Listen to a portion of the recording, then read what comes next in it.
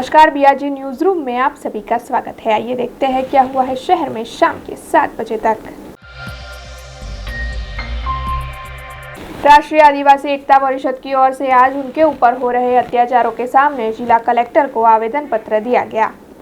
आदिवासी समाज के लोगों को बीते कई वक्त से विदेशी घोषित कर उनके साथ अन्याय किया जा रहा है, जिसके चलते आदिवासी समाज के लोग काफ़ी ज़्यादा परेशान हैं और इसी अन्याय से तंग आकर आज राष्ट्रीय आदिवासी एकता परिषद की ओर से जिला कलेक्टर को उनको हो रहे अन्याय के मामले में आवेदन पत्र दिया गया है।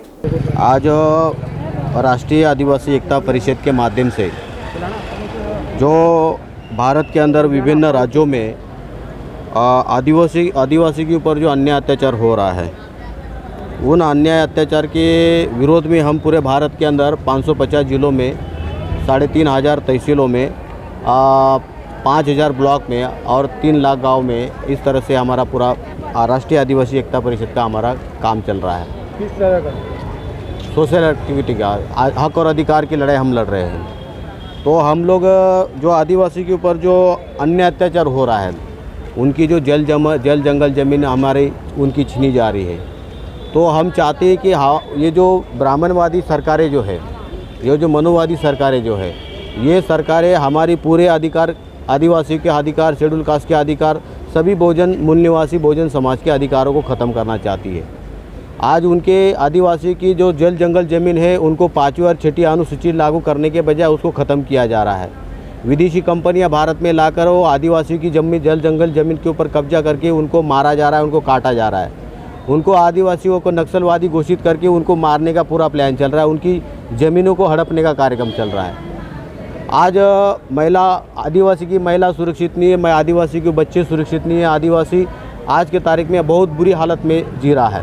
उनको विदेशी घोषित किया जा रहा है, उनका डीएनए विदेशी बताया जा रहा है। मूलतः डीएनए भारत का कुछ 3.5% लोगों का डीएनए विदेशी है, लेकिन ये हमारे आदिवासी को विदेशी घोषित कर रहे हैं। तो ये सारा भारत के अंदर जो षड्यंत्र हो रहा है, इस सारे षड्यंत्र का हम पर्दाफाश करके समाज को जन जागरूक करके आने वाले समय में हम बड़ौदा जिला में हम 1 लाख लोगों का आदिवासी को इकट्ठा करके हम बहुत बड़ा मोर्चा निकालने वाले हैं। और ये सारी जो समस्या है, इन समस्या के विरोध में हम लोग यहाँ जो बड़ौदा जो शहर है, बड़ौदा कलेक्टर ऑफिस में हम लोग ये सारे निवेदन हम सुपुर्द करने वाले हैं।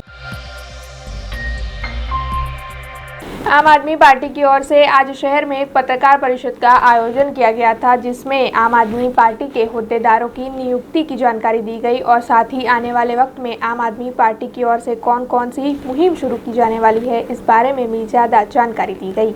आम आदमी पार्टी की ओर से आज एक पत्रकार परिषद का आयोजन किया गया था। दरअसल आम आदमी पार्टी आने वाले कुछ वक्त में शहर में मुहिम शुरू करने वाली है, जिसकी जानकारी देने के लिए ये पत्रकार परिषद आयोजित की गई थी। आपको बता दें कि बढ़ रही महंगाई के खिलाफ आवाज़ उठाने के लिए आम आदमी पार्टी की ओर से सबसे पहले आपका आक्रोश नाम की मुहिम को शुरू करवाया जा रहा है, जिसके तहत सुबह और शाम 1-1 घंटा आम आदमी पार्टी के सभी कार्यकर्ता शहर के विभिन्न इलाकों में चौराहे पर मौजूद रहकर लोगों से बढ़ती हुई महंगाई के सामने उनके मंतव्य क्या है ये जानेंगे और साथ ही एक कागज पर उनके सिग्नेचर लेंगे। इस मुहिम को आम आदमी पार्टी के सह संगठन के स्थापक आरजे आशीष की अगुवाई में करवाया जा रहा है। इसके अलावा आम आदमी पार्टी के कार्यकरों की ओर से कोरोना में जान गंवा देने वाले लोगों की स्थिति का जायजा भी लिया जाएगा और आने वाले वक्त में उन्हें सहायता मुहैया करवाने की कोशिश भी की जाएगी। इसके साथ ही ग्रीन बेल्ट की जमीन पर जो अन्य कार्य किए जा रहे हैं, उसके सामने भी आम आदमी पार्टी की ओर से आवाज़ उठाई जाएगी। इसके अलावा इस पत्रकार परिषद में आम आदमी पार्टी के होद्देदारों की नियुक्ति की घोषणा भी की गई। बड़ौदा शहर में અને पूरा झोन में આવતા દિવસોમાં अलग अलग कार्यक्रमों चलाવી રહ્યા છે।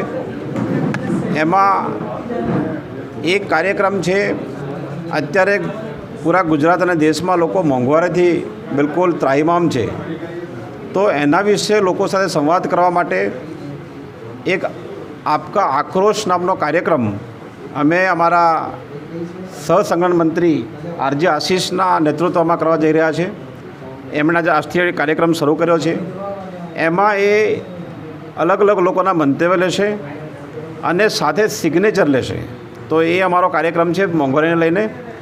બીજો એક કાર્યક્રમ છે, કોરોનામાં જે પરિવારમાં કોઈ મૃત્યુ થયા છે એ પરિવારને ત્યાં ઘરે જઈને અમે એમની મુલાકાત લેવાના અને જે મૃત્યુ થયો છે એની માહિતી લેવાના. એક અમારી પાસે ફોર્મ છે, એ ફોર્મ અમે ત્યાં ભરાવવાના અને આવતા દિવસોમાં જ્યારે અમારી જન સંવેદના મુલાકાત અહીંયા આવશે, અત્યારે જે સૌરાષ્ટ્રમાં ચાલે છે, અમારા પાર્ટીના પ્રમુખ અને બાકીના પદાધિકારીઓ અહીંયા હશે, તે સમયે આ જે આખો ડેટા છે વડોદરાનો અમારી પાસે હશે અને આવતા દિવસોમાં 2022 પછી જ્યારે ગુજરાતમાં આમ આદમી પાર્ટીની સરકાર હશે, ત્યારે જેમ દિલ્હીમાં આમ આદમી પાર્ટી કોરોનામાં જેમના ડેથ થયા છે એમને તુરંત 50,000 રૂપિયાની સહાય અને જે બાળકો અનાથ થયા છે એમને શિક્ષણની વ્યવસ્થા, નિઃશુલ્ક શિક્ષણની વ્યવસ્થા અને 2500 રૂપિયાનું એમને મહિને સહાય, એ અમે જાહેરાત અહીંયા કરવાના અને એના માટે ફોર્મ્સ ભરાવી રહ્યા છે.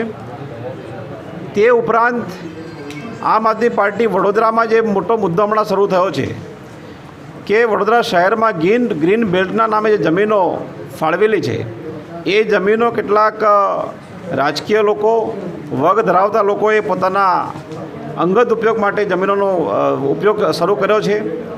તો તે અમે જગ્યા ઉપર જઈને એવી જમીનોને અમે ફાઇન્ડ આઉટ કરીશું અને એના વિશે લોકોના મંતવ્યો લઈશું. એના વિશે પણ અમે એક સર્વે કરી રહ્યા છીએ અને લોકોના મંતવ્યો સિગ્નેચર કેમ્પેન કરી રહ્યા છીએ. वडोदरा जिले के सभी आरोग्य केंद्र के कर्मचारी पिछले कई वक्त से उनके वेतन, बोनस वगैरह में भ्रष्टाचार होता होने के आरोप लगा रहे हैं, जिसके चलते उनकी ओर से विभागीय नायब नियामक को आज आवेदन पत्र दिया गया है. वडोदरा जोन में मौजूद पंचमहाल, दाहोद, महिसागर, छोटा उदेपुर, भरूच और नर्मदा जिले के आरोग्य केंद्रों पर कई कर्मचारी आउटसोर्सिंग से कार्यरत है, लेकिन पिछले 5 सालों से आउटसोर्सिंग एजेंसी की ओर से इन कर्मचारियों के वेतन, बोनस और एरियर्स के पैसों में भ्रष्टाचार किया होता जाने के आरोप इन कर्मचारियों की ओर से लगाए जा रहे हैं, जिसके चलते गुजरात जनता जागृति मंच की ओर से इस मामले एक तहकीकात कमेटी की रचना करने के लिए विभागीय नायब नियामक को आवेदन दिया गया.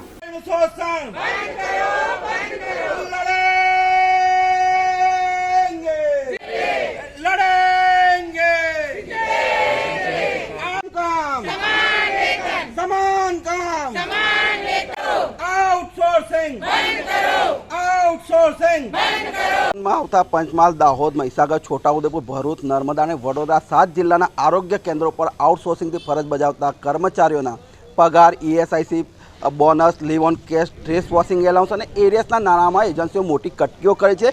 આ બાબતને લઈને છેલ્લા 2 વર્ષથી સતત ફરિયાદો કરવા છતાં વિભાગીય નાયબ નિયામક શ્રી દ્વારા કોઈ કાર્યવાહી થઈ નથી, જેના કારણે અમે ગાંધીનગર કમિશનરશ્રીને ફરિયાદ કરી હતી. તો ગાંધીનગર કમિશનર દ્વારા ફક્ત વડોદરા ઝોન પૂરતું જ નહીં પરંતુ 6 ઝોનના RDDને તપાસ કરવા આદેશ કર્યા છે, જેના અનુસંધાને ભાવનગર RDDએ તપાસ કમિટી રચી અને એની તપાસ પણ પૂરી કરી દીધી, રિપોર્ટ સોંપાઈ ગયો છે. પરંતુ વડોદરા RDD દ્વારા હજુ સુધી તપાસ કમિટી રચવામાં નથી આવી અને એજન્સીઓને છૂટો દોર આપવામાં આવ્યો છે, જેના કારણે એજન્સીઓ દ્વારા કર્મચારીઓને ડરાવી, ધમકાવી અને તમામ ચૂકવણા નિયમ અનુસાર ચૂકવાય છે એવા ખોટા સોગંદનામા કરવામાં આવી રહ્યા છે, જેના વિરોધમાં અમે આજે RDD વડોદરા ખાતે આવ્યા છીએ અને તપાસ કમિટીની માંગ કરી રહ્યા છે. જો તમામ તપાસ કમિટી રચવામાં નહીં આવે તો આગળ ઉગ્ર આંદોલન કરવામાં આવે. महाराजा सयाजीराव यूनिवर्सिटी की ओर से ATKT की परीक्षाओं के लिए छात्रों के पास से पहले से ही फीस वसूल ली गई थी, लेकिन बाद में ATKT की परीक्षाएं नहीं हो पाई थी, जिसके बाद सभी छात्रों की ओर से उनकी फीस वापस मांगी जा रही थी, जिसके चलते आज ऑल इंडिया स्टूडेंट्स एसोसिएशन ने इस मामले हेड ऑफिस पर आवेदन पत्र देकर जल्द से जल्द ATKT की फीस वापस देने की मांग की. महाराजा सयाजीराव गायकवाड़ यूनिवर्सिटी में कोरोना महामारी के चलते छात्रों की ATKT की परीक्षाएं नहीं ली गई थी. हालांकि ATKT की परीक्षाओं की फीस यूनिवर्सिटी की ओर से पहले ही वसूल ली गई थी, जिसके चलते अब सभी छात्र बीते कई वक्त से ATKT की परीक्षा की फीस को वापस देने की मांग कर रहे हैं, जिसके चलते आज ऑल इंडिया स्टूडेंट्स एसोसिएशन की ओर से हेड ऑफिस पर रजिस्ट्रार को आवेदन देकर जल्द से जल्द फीस लौटाने की मांग की गई. हालांकि ऑल इंडिया स्टूडेंट्स एसोसिएशन की ओर से विजिलेंस टीम ने उनके साथ बुरा बर्ताव किया होने की बात भी कही जा रही है. જે આજે અમે ઓલ ઇન્ડિયા સ્ટુડન્ટ એસોસિએશન અને હું નીતિનસિંહ બારડ પૂર્વ GS પૂર્વ FR દ્વારા જે વિદ્યાર્થીઓના એટીકેટીના પૈસા 920 રૂપિયા લેખે યુનિવર્સિટીએ ઉઘરાવેલા હતા તે પૈસા UGC અને સ્ટેટ ગવર્મેન્ટની ગાઈડલાઇન મુજબ એ એટીકેટીની એક્ઝામ કેન્સલ કરવામાં આવી હતી, તો તે પૈસા વિદ્યાર્થીઓના એકાઉન્ટમાં ફરી આપવામાં આવે તેવો યુનિવર્સિટી દ્વારા નિર્ણય લેવામાં આવ્યો હતો। તો આ પૈસા યુનિવર્સિટી જે તે વિદ્યાર્થીઓના એકાઉન્ટમાં ક્યારે નાખશે તે માટે થઈ અને અગાઉ પણ અમે 3-4 વખત આ જ મુદ્દા ઉપર રજૂઆત કરી હતી, છતાં પણ યુનિવર્સિટી દ્વારા અમને કોઈપણ પ્રકારનો સારો એવો રિસ્પોન્સ નથી મળ્યો। થઈ જશે, થોડાક દિવસમાં થશે, આવો જ આન્સર આપવામાં આવ્યો હતો। આજે પણ અમે આ જ મુદ્દા ઉપર શાંતિપૂર્વક રજૂઆત કરવા માટે આવ્યા હતા। તે સમયે અમે એવું નથી કહેતા કે અમે આવીએ એટલે તરત જ કોઈ જે નિમણૂક સાહેબ હોય હાજર હોય, પણ અમે એનો 15-20 મિનિટ સુધી રાહ જોઈ, છતાં પણ એ સાહેબ આવ્યા નહીં। પછી અમે અહીંયા યુનિવર્સિટીના મેઇન ગેટ સુધી આવ્યા તો અહીંયાથી અમારા ગ્રુપના વિદ્યાર્થીઓને ધક્કા મારી અને બહાર ધકેલી મૂકવામાં આવ્યા હતા। પછી પણ અમે 1 કલાક અને 30 મિનિટ સુધી એ જગ્યા ઉપર રાહ જોઈ, પછી પણ ના આવ્યા તો અમે યુનિવર્સિટીના ગેટ સુધી ગયા તો ત્યાં યુનિવર્સિટીના મેઇન ગેટ ઉપર તાળું મારી દેવામાં આવ્યું। જે તાળું મારવા પછી અમારો રજિસ્ટ્રાર સાહેબને એ સવાલ છે કે અમે જ્યારે પણ તમને મળવા માટે આવીએ છીએ ત્યારે અમારી સાથે શા માટે આ પ્રકારનું બિહેવ કરવામાં આવે છે, આ પ્રકારનું ગેરવર્તણૂક તમારા તરફથી શા માટે કરવામાં આવે છે? અમે માત્ર ને માત્ર વિદ્યાર્થીઓના મુદ્દા, વિદ્યાર્થીઓને પડતી સમસ્યાની રજૂઆત કરવા માટે આવ્યા છે, નહીં કે અમે યુનિવર્સિટીની કોઈપણ વસ્તુની માનહાનિ કરવા માટે। છતાં પણ ત્યાં તાળું અને લોક મારી અને વિજિલન્સ ટીમ દ્વારા અમારા પર ધક્કામુક્કી કરી અને મિસબિહેવ કરવામાં આવ્યું છે। તો આ મુદ્દે પણ અમને રજૂઆત કરી સાહેબને કે જે આ ખરેખર એક વિદ્યાર્થી સાથે થતો અન્યાય છે। એની સાથે સાથે જે અમારો મુખ્ય મુદ્દો હતો કે વિદ્યાર્થીઓના એકાઉન્ટમાં 920 રૂપિયા જેટલા પણ વહેલા બને તેટલા વહેલામાં વહેલી તકે આપવામાં આવે, કેમ કે 920 રૂપિયા એમાઉન્ટ એ જે પહેલી તારીખે જેનો પગાર થતો હોય અને એસીમાં બેસવાવાળા સાહેબો માટે એ અમાઉન્ટ બહુ નાની હોય છે, પણ જે વિદ્યાર્થીના મમ્મી પપ્પા રોજનું રોજ કરી અને કમાતા હોય એના માટે થઈ અને 920 રૂપિયા એમાઉન્ટ એ ખૂબ જ મોટી એમાઉન્ટ છે। તો સર દ્વારા પણ બાંયધરી આપવામાં આવી છે કે મંગળવાર સુધીમાં અમે વિદ્યાર્થીઓના એકાઉન્ટમાં પૈસા ટ્રાન્સફર। એવા કેટલા વિદ્યાર્થીઓ છે? જે ઘણા બધા વિદ્યાર્થીઓના ફેકલ્ટીમાંથી અહીંયા ટ્રાન્સફર, અહીંયા એનું બેંક ડિટેલ્સ આવી ગઈ છે, તેનું બેંક ઓફ બરોડા થ્રુ એકાઉન્ટમાં પૈસા આવી ગયા છે, પણ હજુ પણ એવા ઘણા બધા વિદ્યાર્થીઓ આશરે બાકી છે કે જે વિદ્યાર્થીઓને પૈસા નથી આવ્યા। એ માટે થઈ અને વિથ પ્રૂફ સ્ટેટમેન્ટ સાથે અમે આજે સાહેબને રજૂઆત। पेट्रोल, डीजल, रसोई गैस और दूध के दाम बीते कई वक्त से बढ़ते ही जा रहे हैं, जिसकी वजह से आम जनता काफ़ी ज़्यादा परेशान है। ऐसे में साबरकांठा के प्रांतिज जिले में आज कांग्रेस पार्टी की ओर से बढ़ती हुई महंगाई के सामने विरोध प्रदर्शित करने के लिए जन चेतना रैली का आयोजन किया गया। हालांकि इस रैली के दौरान पुलिस ने कांग्रेस के कार्यकरों की गिरफ्तारी भी की। साबरकांठा के प्रांतिज में कांग्रेस पार्टी की ओर से बढ़ती हुई महंगाई के सामने विरोध प्रदर्शित करते हुए जन चेतना रैली का आयोजन किया गया। प्रांतिज के भाखरिया बस स्टैंड पर मौजूद रहकर कांग्रेस के जिला प्रमुख, पूर्व विधायक समेत 42 कार्यकरों ने विरोध प्रदर्शित किया, जिसके चलते इन सभी की पुलिस की ओर से गिरफ्तारी भी कर ली गई। इन सभी कांग्रेसी कार्यकरों को बस में से निकालकर पुलिस की जीप तक ले जाया गया। ये रिपोर्ट साबरकांठा से हमारे संवाददाता उमंग रावल ने भेजी है।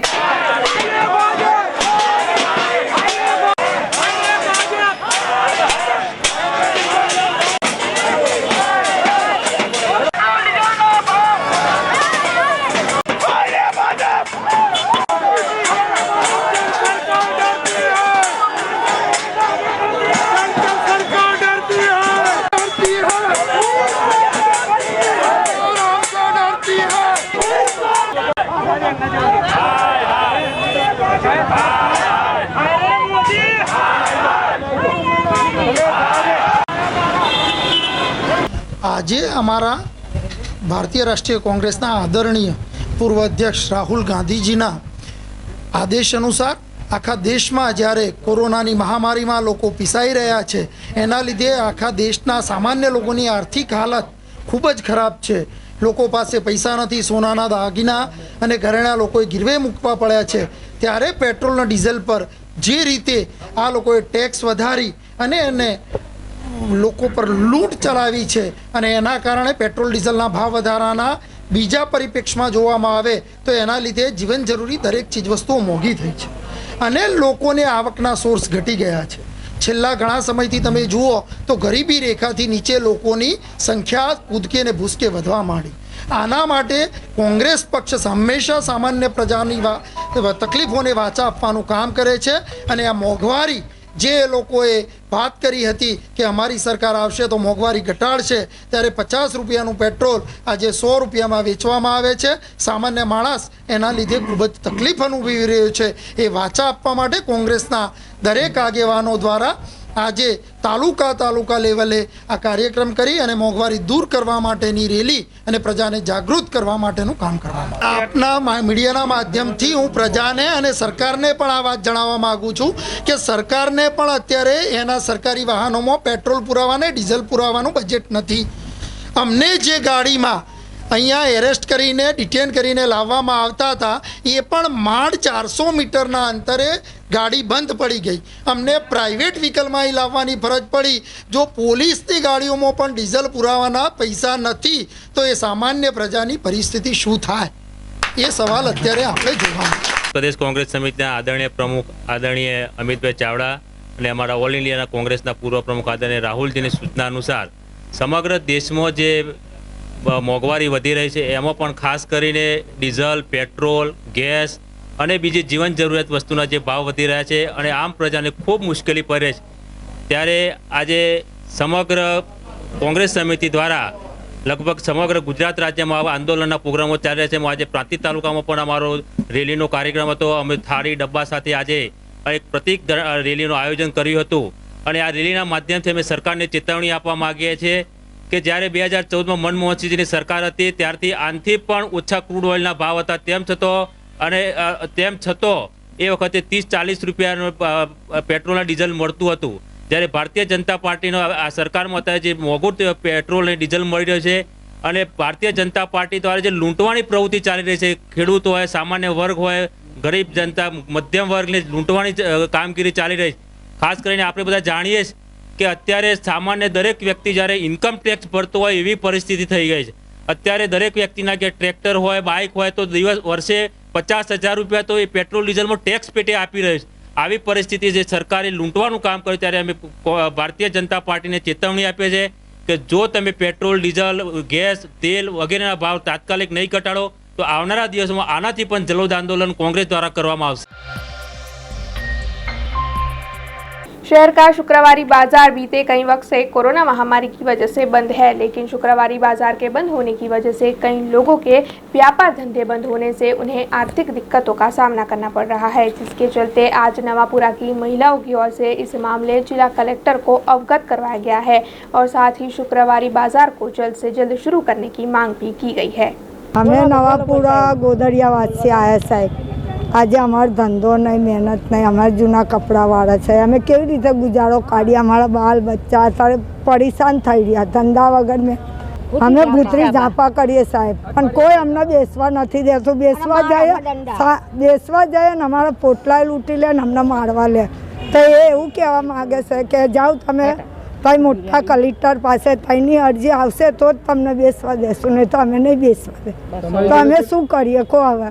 हमारा बधा 200-250 माणस है साहेब, पण हमारू कोई सांभळवा मंजूरी नहीं साहेब। नवापुरा से आया गोदरिया वासमसी हम आया छे अमारा बजार अमारो धंधो शुक्रवारी में अमने 2-2 वर्ष से अमने बेसवा नहीं देता। बधा के आ से आम कोरोना से आम से तो अमे समझे बधो मॉल चालू थई गयो, बजारो चालू थई गयो, मंगलवार बजार थई गयो, बधुं चालू थई साहेब अमने बेसवा नहीं देता। हवे एम से कि कलेक्टरे तईसी ऊपर से ऑर्डर आवेलो छे कि कहेशे तो तमने बेसवा देशुं, ए नहीं कहे तो तमने नहीं बेसवा दे।